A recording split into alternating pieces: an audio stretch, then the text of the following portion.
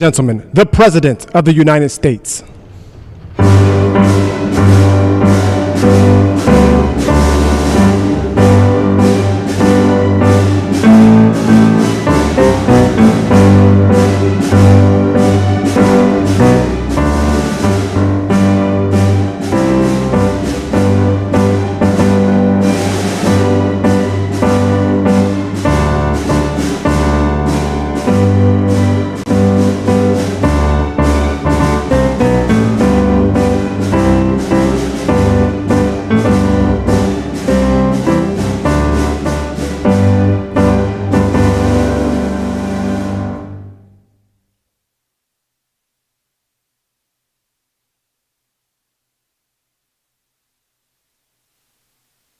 We've had some exciting days in the last week, I would say, mostly good.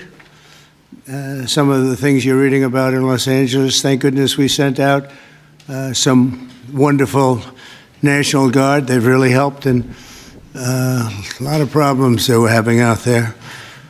They were afraid to do anything, and we sent out the troops, and they've done a fantastic job. So I want to thank them very much.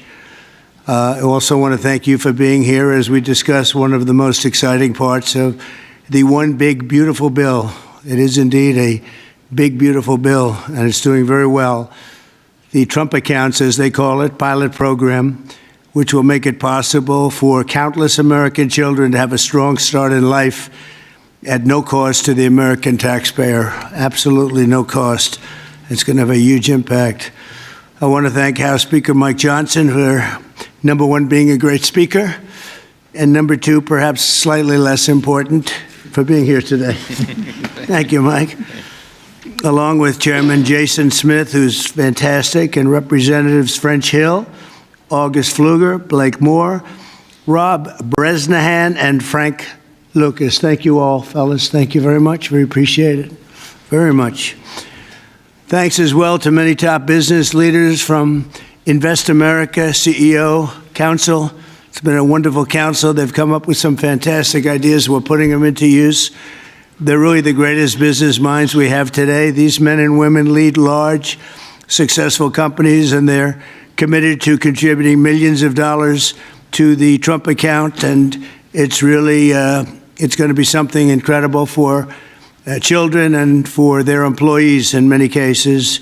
Here is how the accounts work. For every U.S. citizen born after December 31st, 2024, before January 1st, 2029, the federal government will make a one-time contribution of $1,000 into a tax-deferred account that will track the overall stock market. In other words, it'll be pegged to an index that we'll pick. Right, Michael? We'll pick it. We'll pick a good one. Maybe you should be the index. I'd like to have that.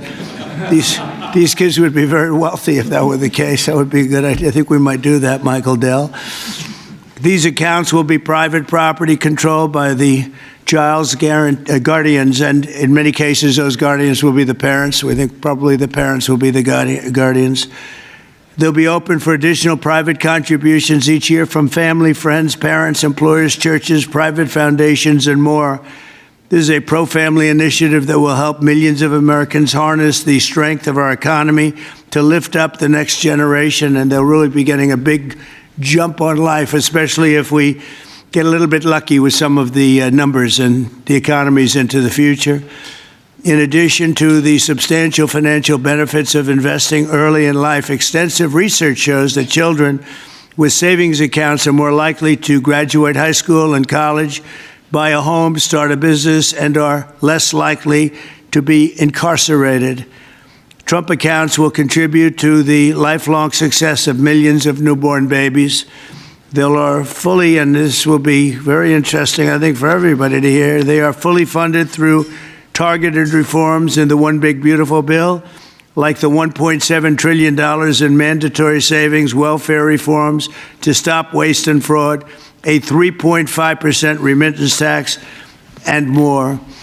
And it's just a part of that. The One Big Beautiful Bill is among the most important pieces of legislation in our country's history. I don't think there's ever been anything bigger. And I think it's going to go down as certainly one of the most important things we'll ever have done. in addition to the largest tax cuts in the history of our country, including the most powerful border security measures ever. It delivers major economic relief to the American workers' families. And there are so many things. Rebuilding our military, we built it just 8 years ago. We started and did a great job, but now we have to rebuild it again, plus technology change. All of a sudden, it's about drone. We have a new form of warfare. It's drone warfare.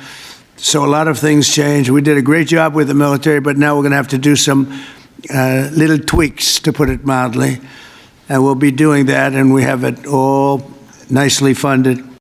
I look forward to signing this into law. It's really something that we're having such an opportunity. And I have to say, he's here with us. He's a person that I've admired for a long time.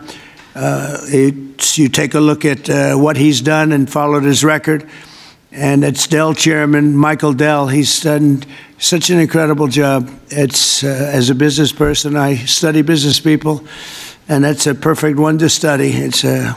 It should be almost mandatory reading. So I want to congratulate you on that, and thank you for the idea, because you're the first one that really brought this to my attention. I know that you and your friends have been talking about it for a long time, but other presidents didn't get it done, Michael, right? So we got it done. Congratulations. Thank you very much, sir. I want to also give some recognition to my friend Brad Gerstner, who helped get us all organized and that's right. And actually thank you very much. Good, Brad. Spearheaded this. Good. And also we have with us a very powerful man in the world of business, CEO David Solomon of Goldman Sachs. David, thank you very much. Thank you for having me here. Long-time friend. Thank you. Thank you very much.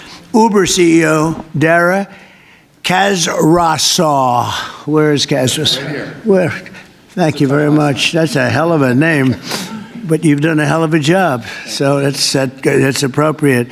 And also, again, Chairman Smith for doing such a job. Nobody knows taxes better than Chairman Smith. When we have a problem, Mike, we go to see Chairman Smith, right? So I want to thank you very much, Dara and Chairman Smith. I appreciate it. So I'd like to begin by asking Speaker Johnson to say a few words. And I think then we're going to go to Michael Dell, David Solomon. We're going to go to Dara and then to Chairman Smith. Thank you very much. Mr. President, thank you so much for your bold, visionary leadership. It is the key to all of this great success that we are achieving. And the One Big Beautiful Bill, it is not an overstatement to say it will be one of the most consequential pieces of legislation in the history of Congress. There's a lot in here. And by extension, or I would say it is an extension of the figure who I believe will be the most consequential president of the modern era, if not all American history, and that's the gentleman sitting to my left. So I want to thank you for that. Thank you very much. That's a beautiful statement. Huh? Well, I like him too. Yeah. Thank you. It's a statement of objective fact, and every working American understands, I think, the principle behind this concept that we're discussing today. If you have a 401k, you understand the power of investing early for the future. Trump accounts take that same principle, and they apply it from the very beginning of Americans' lives. It's a pretty simple concept. The families that opt in will receive a one-time payment of $1,000 to a Trump account that parents can contribute to. It's a bold, transformative policy that gives every eligible American child a financial head start from day one. Republicans are proud to be the party, we always have been, that supports life and families and prosperity and opportunity. And Trump accounts are all about setting up the next generation for success. For future Americans, this early investment could really be the game changer. It could be a difference. It could pave the way for paying their way through college or buying their first home or starting a business, even when they're young. So even $1,000 at birth will put these Americans in a better position than over half of American adults who sadly have no retirement savings at all. So this would be a remedy to that great problem.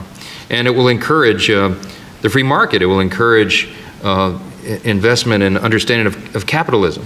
All these things that we want to foster among the American people so that the economy and individual lives can flourish. Of course, none of this happens unless we pass our One Big Beautiful Bill through Congress. And we have at stake the largest tax increase in American history if we fail to deliver. And we will not have this rocket fuel to the U.S. economy, and that's why this is so very important. Passing this pro-growth legislation will help every single American from Trump accounts, this is one of the components of it, to eliminating taxes on tips and overtime, to reducing red tape on Main Street. And the one big beautiful bill is going to drive prosperity. It's going to create jobs across the country. It will make all boats rise. Wages will go up. Job participation levels will go up. We'll have more opportunity, more economic opportunity for more people. So you can climb up that ladder to the next step. The typical family with 2 children is going to see their take-home pay increase by up to $13,300 a year. That's real money to real people. This legislation is geared for hardworking Americans, and it is going to help everybody. And we are excited to deliver it. It can't happen soon enough. We are very close now to that finish line. After about 14 months worth of work that's gone into this, we're excited that we're almost there. Mr. President, thanks again for your leadership, to all the great leaders around this table for all that they invest to our economy and our country and its government. And I will, as we say in the House, I'll yield back. Thank you very much, Mike. I appreciate it. And again, for a great job. Thank you very much. Michael, please. Thank you so much, Mr. President. I believe this is an incredible moment for all of us here today, and it's wonderful to be with some of the leaders of the most successful companies in the world as we come together to invest in the future of our country. We see the Invest America Act and the establishment of these Trump accounts as a simple yet powerful way to transform lives. Decades of research have shown that giving children a financial head start profoundly impacts their long-term success. With these accounts, children will be much more likely to graduate from college, to start a business, to buy a home, and achieve lifelong financial stability. Dell Technologies is proud to be one of the very first companies to support the Invest America Act, a bill that provides every child with a $1,000 seed investment account at birth. This is a straightforward step with enduring benefits. Following your inspiring lead, Mr. President, Dell Technologies will match the government's contributions, dollar for every child born to a Dell team member. This isn't just a new benefit. This is an investment in our people, their families, our communities, and America's future. And it embodies our core belief that opportunity should begin at birth. My wife, Susan, and I, also through our family foundation, have been closely studying the Invest America Act. And assuming that it becomes law, we expect to make a very significant gift. We view this initiative as a powerful platform for philanthropic innovation aimed at helping children thrive wherever they come from, particularly those families who have been historically left behind.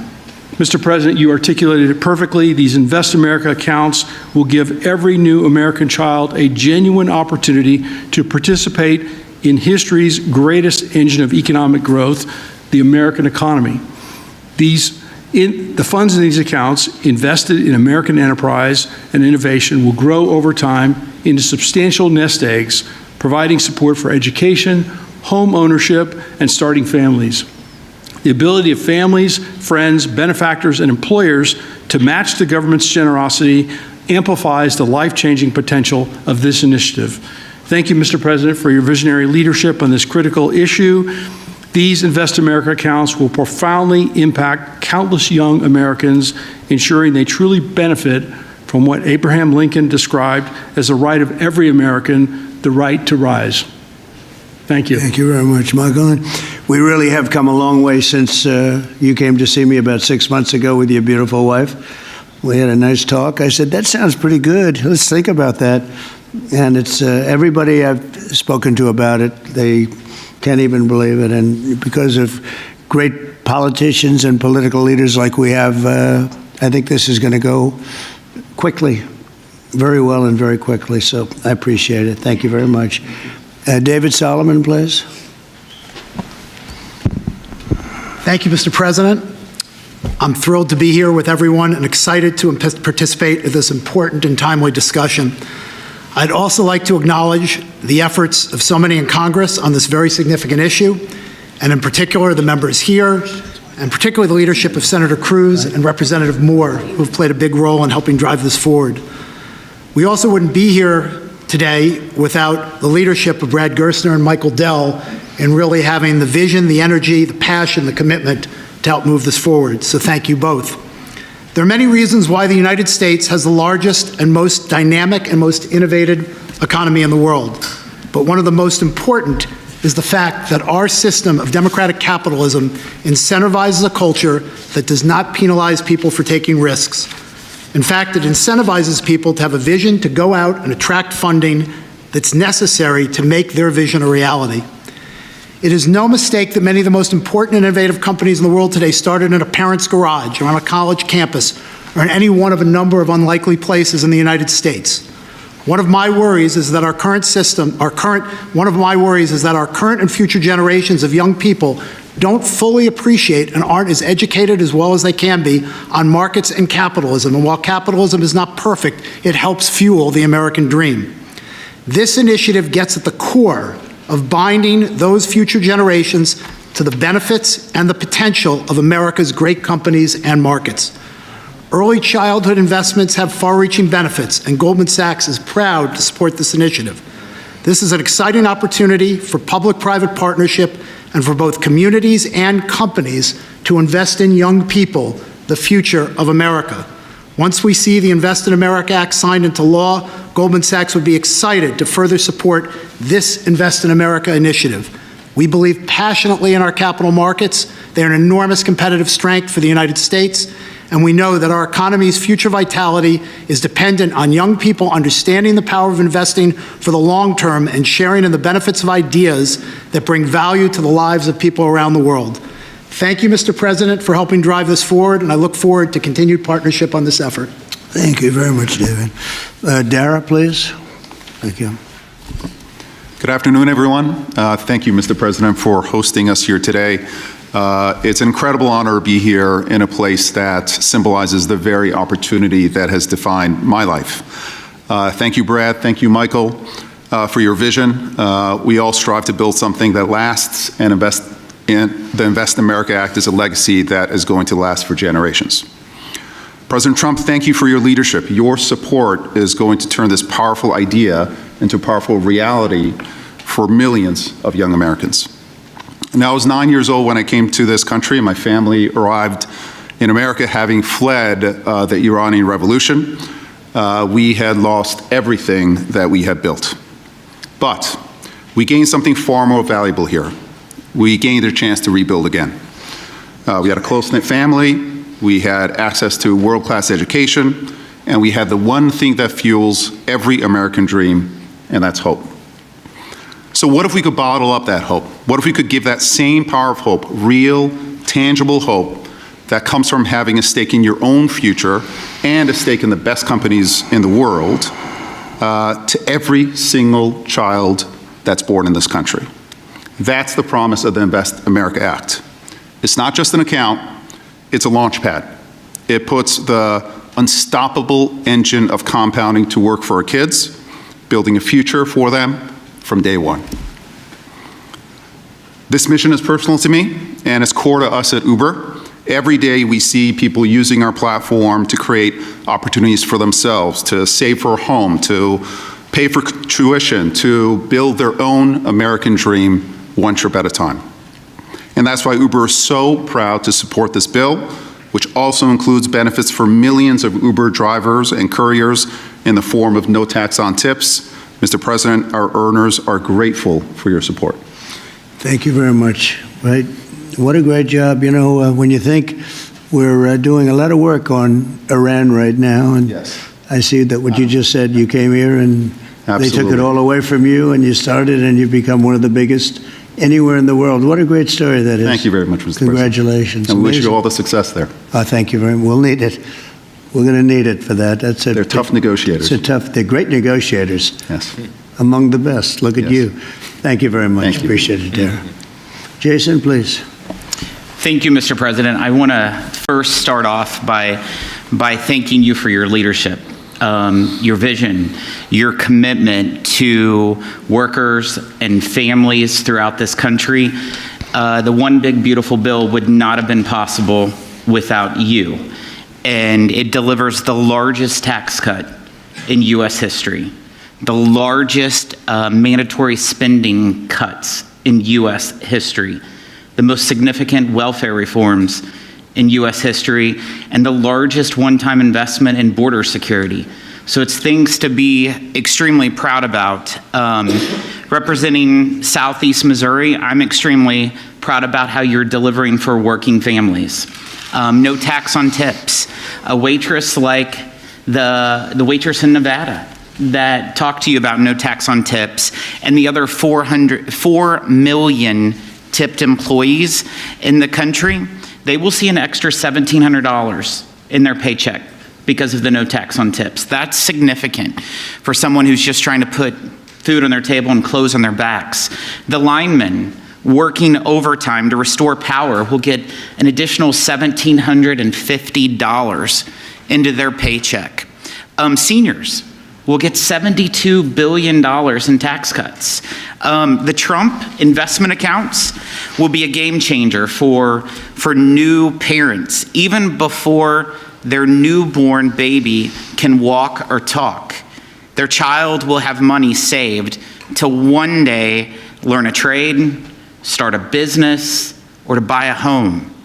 Every child born under this policy will have a better shot at a future. It does not matter if they live on a city block or on a county road. This will make a significant difference to their lives, and it's because of your leadership, Mr. President, and we say thank you. Well, thank you very much, Jason, and hopefully we're going to get that through, and we have a certain date picked out, an ideal date. If it takes a little longer, that's okay, but ideally we're going to get by a certain date. And again, I think it's one of the most important pieces of legislation we've ever had before us and that the country's ever had. Sure. I'd like to ask, if I might, Brad Gerstner, one of the most successful people in our country. I'm a friend of Michael very much, and Michael has great respect. And if you don't mind, Brad, I'd like to say a few words, please. Thank you. Well, first, it's a great honor and privilege to be here. We wouldn't be here without your leadership. And for me personally, to be here with my son, Lincoln Gerstner, happens to be named after the gentleman over your right shoulder. Where's Lincoln? Well, he's good looking. He's much better looking than you. What happened? Hey, we all want our kids to be better than ourselves. But it was around our small kitchen table that this idea was really born. I started off like Jason Smith in a small rural town in Indiana. My dad had lost everything in 1978 trying to start an auto parts company, and the Japanese were tearing apart our auto industry. We had double-digit interest rates and inflation. Our family mortgaged the house to keep the company going and ultimately lost everything. So I know a little something about starting with nothing. And I know what it felt like that first time you had a little skin in the game, where you thought you had a shot. You went from nothing to something. And like Dara said, that is the great story of America. The promise that there's mobility, the promise we can move up that ladder. But today, we've moved to a society of dependency, right? I saw somebody answer the White House's tweet on this today by saying the answer to socialism is more capitalism. This is more capitalism. Yeah. This is aligning every child in America with the upside of free markets and the benefits, and that is your Main Street agenda, Mr. President. No tax on tips, that doesn't help rich folks. That helps the people who feel left out and left behind. No tax on overtime, no tax or deduction on Social Security, and the Trump accounts, right, that everybody in this room are here and we've been working so hard on, but would never come to fruition without your leadership. Those will change the game forever. It makes America an ownership society again, because all of those kids will see the benefit of compounding. If you start with $1,000 and $750 is added a year by parents, grandparents, by churches, by the companies in this room who will all contribute to the accounts of the kids of their employees, by the great philanthropists in America. I think $750 is a low estimate per year. I think so. But if you do that, by age 18, Mr. President, these are worth $50,000. By age 30, they're worth $175,000. And if you do it every year of your life, at age 50, they're worth $1 million. You are giving the shot for every American to feel like they're in the game again part of America with that economic mobility, that dream that led Michael Dell to start Dell Computer in his dorm room, Dara to feel like he had a shot after coming here from Iran, and a couple poor kids from Missouri and Indiana to make it to where we are today. So thank you for your leadership. This would not happen without the reconciliation bill and the work of the many in this room, but spearheaded by the Speaker and Jason Smith, the big, beautiful bill. This is the vehicle to get the Invest America Act passed. So thank you, sir. Oh, thank you very much, Brett. Great job. And nobody knew I was going to call you. He might have done the best job of the group. I've got to think about that, Mike. Good recommendation, Michael. Does anybody have any questions? I think it's something that's really got to be talked about because it's somewhat of a miracle that we're close to pulling it off. Please. What's the latest estimate on when you think the big, beautiful bill will pass? We put Independence Day as a self-imposed deadline, and we certainly hope, I believe, we can still meet that. It's up to the Senate. The bill's in the Senate's hands now, but spoke with Leader Thune as recently as last night. He's feeling very optimistic. You see the Senate going through the same deliberations we went through in the House, except we had 14 months to do it. They've got a truncated time period to get that done, but as you all know, I've encouraged my dear friends and colleagues over there, don't modify it too much because we've got a very delicate balance that we reached, and it took us a long time to get there, and we don't want to upset that balance too much. So they're putting their fingerprints on it. I hope it'll be a light touch, and they'll send it back, and we'll get this thing done and get to the president's desk. And really, we have tremendous spirit. I've never seen anything like it. There's just an unbelievable. We'll always have a couple of people. I don't want to use the word grandstanders. I never use such a word, but you'll always have that a little bit. But maybe you won't even have that. Who knows? There's tremendous spirit for this bill. I think like we haven't seen very much, Jason, right? We haven't seen too much. So I think it's going to go pretty quickly. With Prime Minister Netanyahu, you just mentioned Iran. Did you discuss Iran? Very Did you well. discuss We discussed a lot of things. the Gaza war? Yeah, we discussed a lot of things, and it went very well. Very smooth. We'll see what happens. You know, we're trying to do something with a country we just spoke about, Iran. I think you should negotiate this. You might be better. I think I'm going to send you today. What a good idea. This could have been the idea of the day. We'll have Dara get up and negotiate. They are good negotiators, but they're tough. Sometimes they can be too tough. That's the problem. I think we have the right person to do it. So we're trying to make a deal so that there's no destruction and death. And we've told them that, and I've told them that, and I hope that's the way it works out, but it might not work out that way. We'll soon find out. Yeah, please. In 2020, when you were talking about unrest in American cities, you said, quote, "We have to go by the laws. We can't call in the National Guard unless we're requested by a governor." What changed now? Why is this situation different to not consult with Governor Newsom about this? Well, the biggest change from that statement is we have an incompetent governor. So I talked about governors, but I didn't talk about he's an incompetent governor. Look at the job he's doing in California. He's destroying one of our great states. And if I didn't get involved, if we didn't bring the Guard in, and we would bring more in if we needed it, because we have to make sure there's going to be law and order. You had a disaster happening, and they now admit it was a disaster. I watched the chief yesterday, who's a good man, by the way, and he said, "Wow, we're lucky we did this because they were overwhelmed. You saw what was happening." So we did the right thing. Everybody agrees to that. But you have a governor who let the city burn down, didn't want water to be sent down to him. And I sent billions of gallons of water.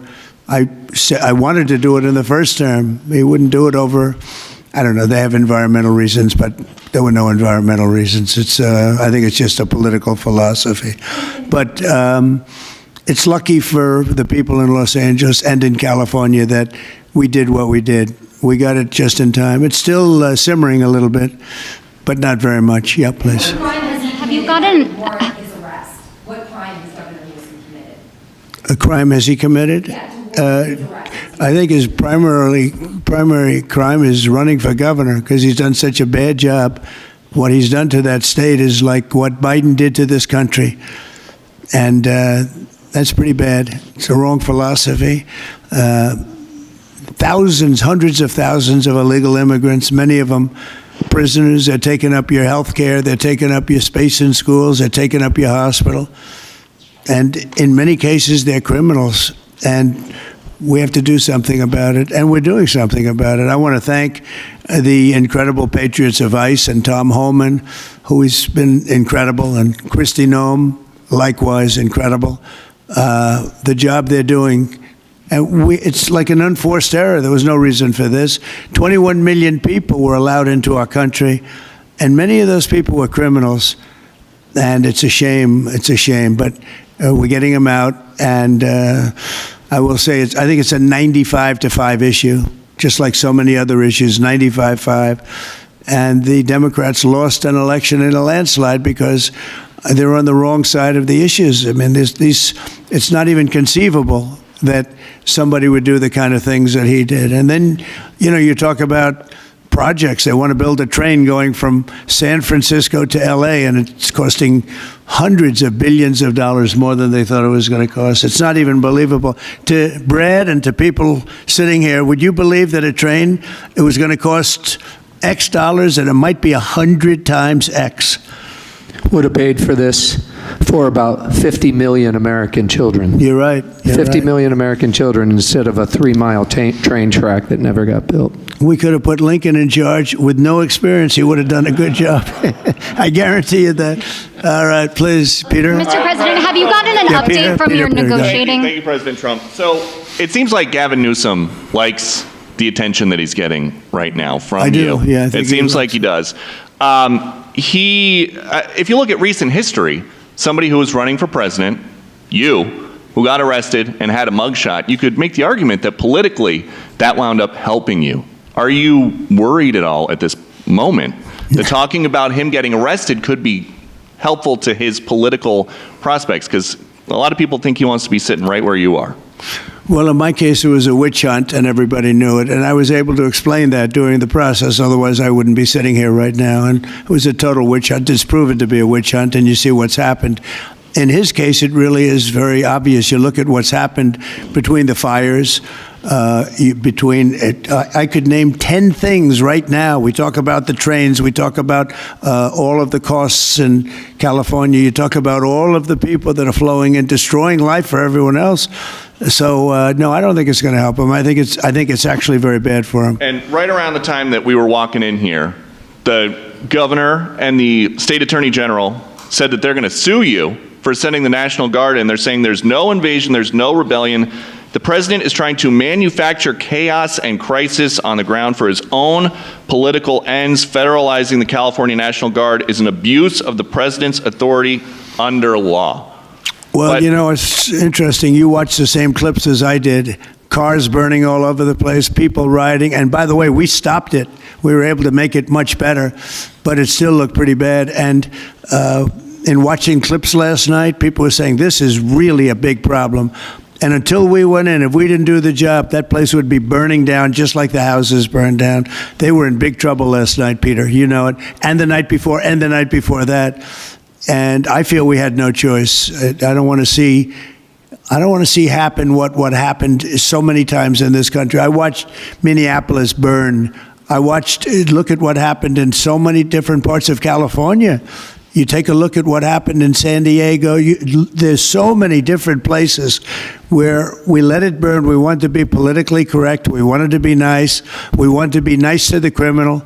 And what you're doing is destroying the fabric of our life in this country. No, we did the right thing. We've been given credit by people that I would least suspect. Why I would say that some of the people that came in and said, thank goodness, they said, some of them, thank God that Trump got involved.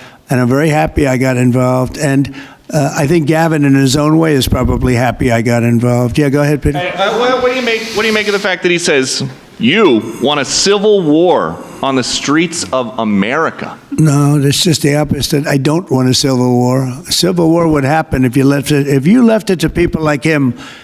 And I liked him. I always got along with him. Never had a problem with him. But he's grossly incompetent. Okay. Have you gotten an update from negotiators in London? Have you gotten an update from your team in London negotiating? What? Louder. Have you gotten an update from your team in London negotiating the China trade talks? We are doing well with China. China's not easy, just like your home country is not easy, Dara. I think we're doing very well. They're over there now. I'm only getting good reports. It's a little early, but they'll be calling in soon. In fact, probably when I get back, I'll have my first call from them. We want to open up China. And if we don't open up China, maybe we won't do anything. But we want to open up China. It'll be a great thing for China, a great thing for the rest of the world. Are you willing to lift export controls when it comes to China? Did you give your negotiators any sort of limitations? We're going to see. Look, China has been ripping off the United States for many years. Nobody charged them 10 cents. No president had the courage to charge China for whatever reason. They didn't want to do it.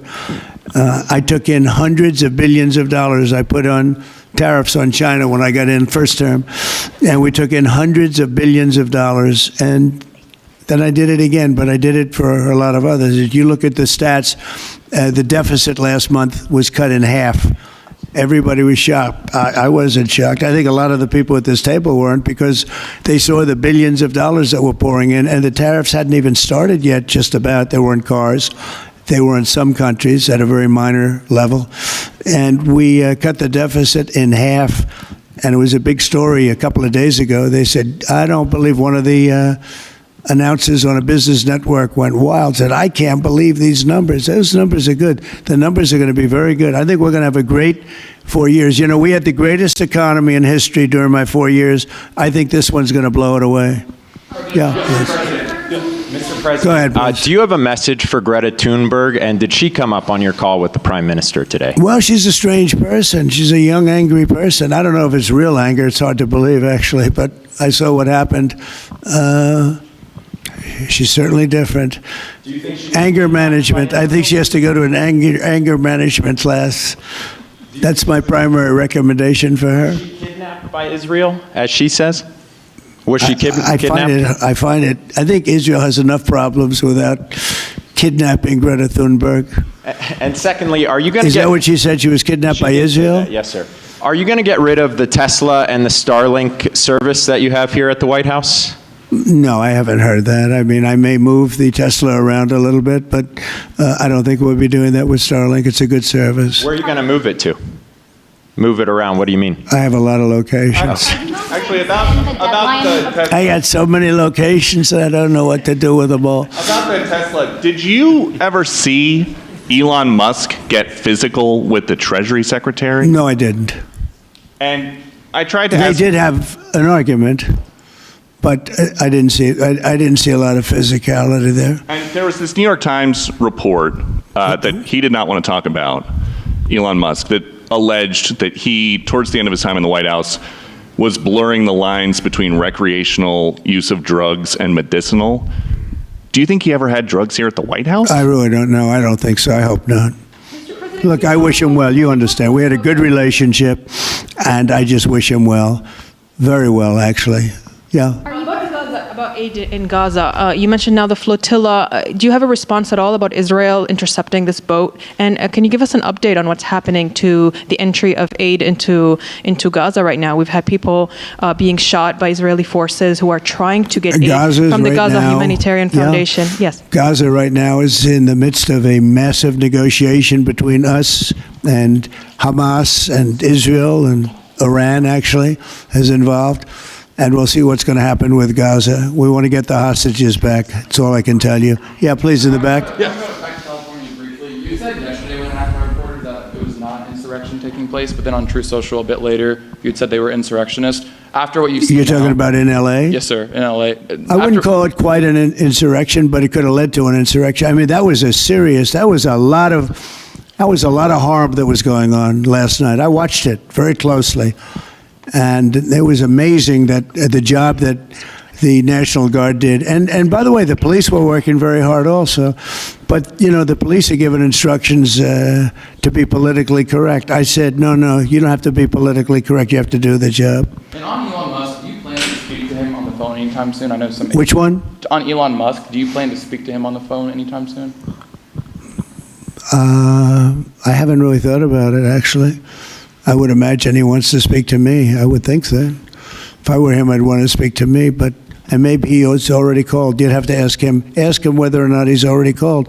But I'd have no problem with it. If he calls you, you pick up and speak with him? Well, I don't want to say that, but, but I would imagine he'd want to talk to me.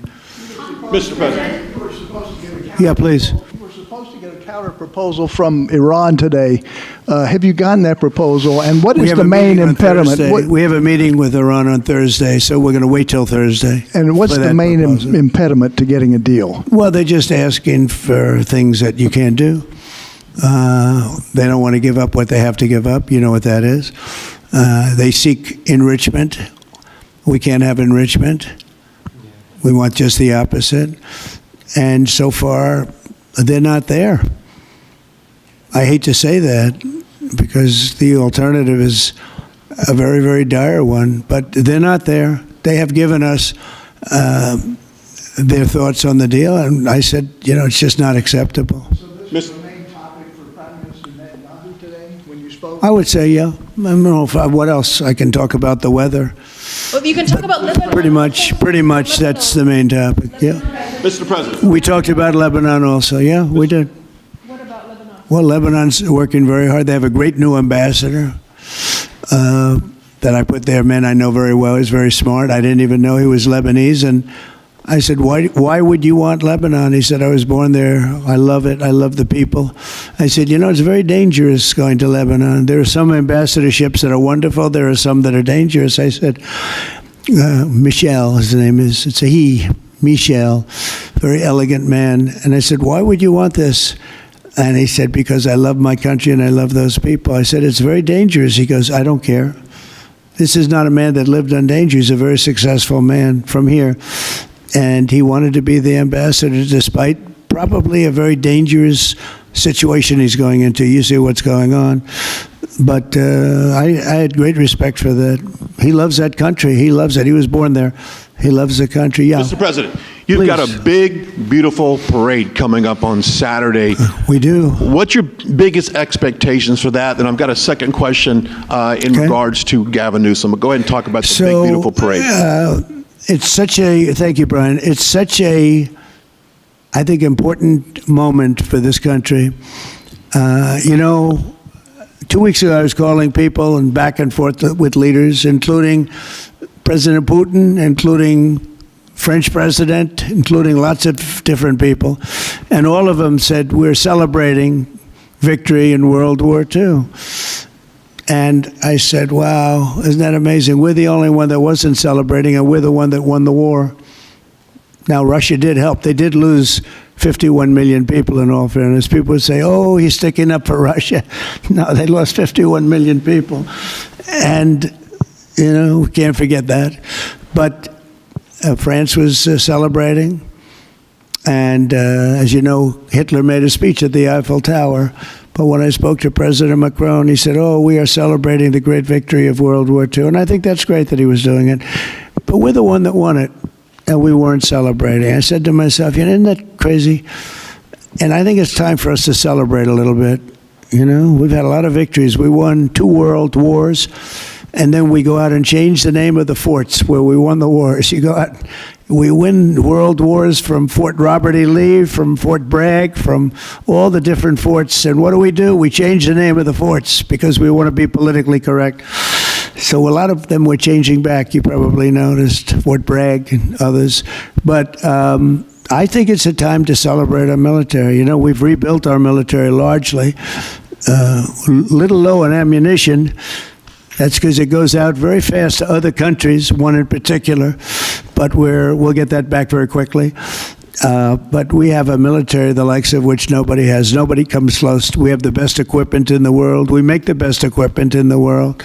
There's no military like our military. We showed that with ISIS. I was told by the television generals it would take 4 years to win, and we did it in 3 weeks, and it was headed by General Raisin Kane, who's now the chairman of the Joint Chiefs of Staff. He's great. Just left him.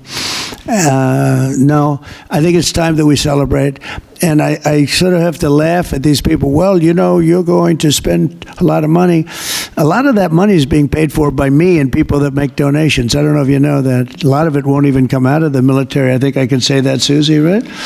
We have people putting up money to do it. Not that it's necessary, because I think it's a great expenditure. We have many tanks. We have all sorts of new ones and very old ones, old from World War I and World War II. It's really a celebration of the Army. So the Army is a year older than the country. So next year we celebrate 250 years, but we're celebrating the Army on Flag Day. And it's not my birthday. It is my birthday, but I'm not celebrating my birthday. I'm celebrating Flag Day. It happens to be the same day, so I take a little heat. But Flag Day is the appropriate date. And we're celebrating 250 years of the Army, a great service. And remember, think of it. We won so much. We won World War I, World War II, so much else. And then we became politically correct. But I can only tell you that I was told that ISIS would take anywhere from 4 to 5 years, and we did it in 3 weeks. You were there, you watched, right? We have the greatest military in the world. Nobody can beat us. As long as we have our right leadership, nobody can beat us. If we have stupid people running it, like you had in Afghanistan, when you look at that, first of all, Afghanistan should have been an easy victory as a war, but we were so sad the way we fought it, so ridiculous. We fight not to win, but we didn't used to be that way. And we're celebrating, because I think the day in Afghanistan was the saddest period of time in the history of our country. That was a Biden mess with bad generals like Milley and others. They were bad. They were incompetent generals. I know all the good ones and the bad ones. We got rid of most of the bad ones. But it was time to celebrate, and that's what we're doing. So it's on June 14th, and it's going to be a parade the likes of which I don't know if we've ever had a parade like that. It's going to be incredible. We have even though it's the Army, we have a lot of those Army airplanes flying over the top, and we have tanks all over the place, and we have thousands and thousands of soldiers going to bravely march down the streets. It's going to be a beautiful day, I think, and we're going to celebrate our country. You spoke of leadership, and real quickly, speaking of Gavin Newsom, is he the right leader for California, considering how massive their economy is and all these U.S. investments coming in? Is he the right governor and leader for the future of California and for U.S. investments? I don't think he is. I mean, I think he's done a terrible job. And, he's a guy, I always got along with him. You look at his past statements about me. I was a great president. I always took care of California, all that. But I'm just talking on results. You look, he has the advantage of beautiful weather, maybe the best weather of any state when you think about it. Beautiful weather, beautiful ocean, beautiful everything. You have all the advantages, and he didn't take advantage of that. And he's let people come in by the millions who are overrunning your hospitals, your education system, and your police. Your police are being overrun. Look at what's happened. He should only be happy I sent in the military, because if I didn't send him in, you would have had a problem there, the likes of which we haven't seen in a long time. Yeah, please. Thank you, Brian, very much. Supersonic flight. Supersonic yes, flight. sir. I know you just signed an executive order on it. Do you want to see a supersonic Air Force One in the next 10 years or so? Oh, well, I don't care too much about that, but I would like to see, if you think about it, flight, the word flight's an interesting word, but it's probably the only category where we've actually gone backwards, because we used to have the Concorde, and we could fly to London, Brad, very quickly and nicely. And today it takes you 2 times and 3 times as long. It's the only thing where we've regressed. By the way, the Concorde, to my way of thinking, to this day, Michael, because you're very much into aesthetics, I know, but to this day was one of the most beautiful pieces of art I've ever seen. It was a piece of art, the beauty of the Concorde. It was the most beautiful plane, but it was got you there in half the time. Now you spend a lot of time, and there's no reason for it. Because, they have the sonic boom. It's not a huge problem, but they have the sonic boom thing pretty well figured out. The technology changes, the change in the skin, the change in weight, all of the other things. There's no reason why we shouldn't do great. So we are making it possible for them to do supersonic and get us back on the track. I mean, think of it, 30 years ago, we actually had planes that flew much faster than we do now. It took you half the time to get to a location. So we've regressed, and we're going to progress. Right. Sort of an amazing thing, isn't it, though? We've gone backwards. On Wall Street, they haven't done that. If Goldman Sachs was like that, you wouldn't have Goldman Sachs anymore. Yeah, please. California to address the situation in Los Angeles? Are you going to deploy Marines in California? We'll see what happens. I mean, I think we have it very well under control. I think it would have been a very bad situation. It was heading in the wrong direction. It's now heading in the right direction. And we hope to have the support of Gavin, because Gavin's the big beneficiary as we straighten out his problems. I mean, his state is a mess. And I'd like to get somebody involved in the rail, because, look, personally, it should have never been built, because you can fly there for $2, and what are you doing? They're doing that. You could drive, you could do lots of different things. You know, if they did a study, if you gave every passenger the finest limousine service in the history of our world, the most expensive chauffeur-driven, white-glove limousine service back and forth, we would have saved billions of dollars as opposed to building this monstrosity that's going up. And I've never seen anything. You know, I've seen cost overruns. I'm a person, I've always done well on cost overruns. I don't have them. But I will tell you, I have never seen cost overruns. You see them where they're 20% more, 50%, 100% more. These are thousands of percent. Nobody even knows. They have no idea. And it was supposed to be from San Francisco to Los Angeles. Well, they just made it way outside of Los Angeles. Where it's stopping in the middle of, I don't want to say nowhere, because I happen to like one of those little cities very much, but it's way short of the destination. And our government is saying, you know, why are we involved in this thing? It's been handled so badly before him, but he really blew it. So, you know, all right, one more question. Can you speak to any of the discussions that were had there and the purpose of that retreat, your time at Camp David? On a what? Your time at Camp David. Can you speak to what discussions were had there and the purpose of that retreat? Well, I don't want to speak to discussions. I mean, I told you what we were there for a little bit. We had discussions on many topics. We had a group of people, large group of people, including generals and admirals and lots of others. And all I can say is our country's in great shape. We're in great shape economically.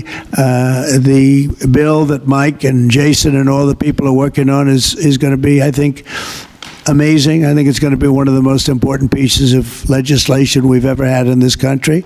It's going to do things that you wouldn't believe. And we're going to, you know, I have a very simple phrase. We ran an election on very simple words: make America great again. That's what we're doing. We're making it great. We're making it safe. We're making it beautiful. And we're making it very wealthy again. You know, wealth is okay. You need wealth to take care of lots of other people. We have to make our country better. It has to heal from 4 years of abuse. Our country was abused badly by a very incompetent person and a group of people that weren't incompetent, but they were radical left lunatics. And they ran the country with an auto pen. And I hope that law enforcement's looking at that very seriously. That's like a takeover of our country in a certain way, because this guy had no idea what he was doing. You saw that during the debate. You saw that in other cases. I mean, he had no idea. I saw it years ago. By the way, 40 years ago, he had no. He was bad 40 years ago. We're not just talking about. And they always like to say age, but it's not age. I know people 88, 89, 92. Bernie Marcus, who just passed away, was 95. I spoke to him a year before. He was 100%. It's not age. It's something else. But whatever it is, you can't have that in this country. The damage he's done to this country is unbelievable. But the good news is we've got much of it fixed already, and the rest of it will happen. Thank you all very much. Thank you. Thanks, guys. Let's go back out this way. Take everything.